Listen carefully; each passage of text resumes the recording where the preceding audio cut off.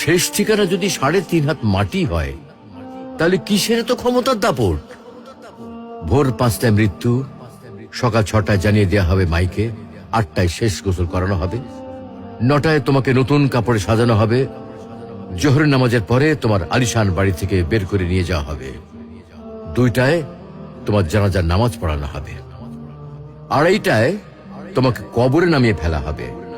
মাটি দেওয়া শেষ হয়ে গেলে কেউ তোমার জন্য দোয়া করবে, আর কেউ চলেও আসবে। এই তো জীবনের শেষ আয়োজন। তো কিসের তো অহংকার, কিসের তো ক্ষমতার দাপট? হ্যাঁ, ক্ষমতা কারোর জন্য চিরস্থায়ী নয়। অন্যায়ভাবে কাউকে ঠকালে একদিন ঠিক নিজেকেও ঠকতে হবে, এটাই নিয়ম। হ্যাঁ, এটাই নিয়ম। ভোরের সূর্যোদয়ের আলোতে যে পৃথিবী আলোকিত হয়, সন্ধ্যার সূর্যাস্তে তা আবার হারিয়ে যেত দেখি। অসত্য দিয়ে সত্যকে কখনো ঢেকে রাখা যায় না। প্রকৃতি বড়ই নির্মম। কবে, কখন, কোথায় কার উপর আঘাত হানে তা একমাত্র উপরওয়ালাই ভালো বলতে পারেন। অহংকার আর দাম্ভিকতা পতনের লক্ষণ। তাই অহংকারী না হয়ে সহনশীল হন। ক্ষণস্থায়ী এই দুনিয়ায় কেউ চিরস্থায়ী নয়। এজন্য ভুলে যেতে হবে সব রোগীর স্বপ্ন, ফিরে আসতে হবে রবের দিকে, কারণ শেষ ঠিকানা তো সেই 3.5 হাত মাটি।